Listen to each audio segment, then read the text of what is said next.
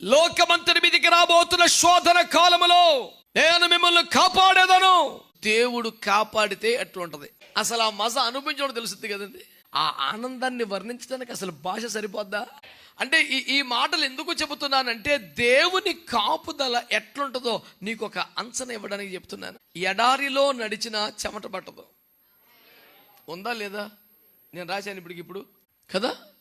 వారికంట చెప్పులు అరిగిపోలేదంట, బట్టలు పాతగిలిపోలేదట, అసలు ఎవరికి చెమట పట్టలేదంట.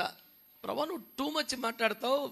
ఎడారిలో నడితే, ఎడారిలో కొంది మామూలు ఇంట్లో నడితేనే చెమటలాంటి ఎత్తలా, నాకు చెమట ఎందుకు పట్టదో టూ మచ్ కాకపోతే అన్నాను యేసు ప్రభుతో.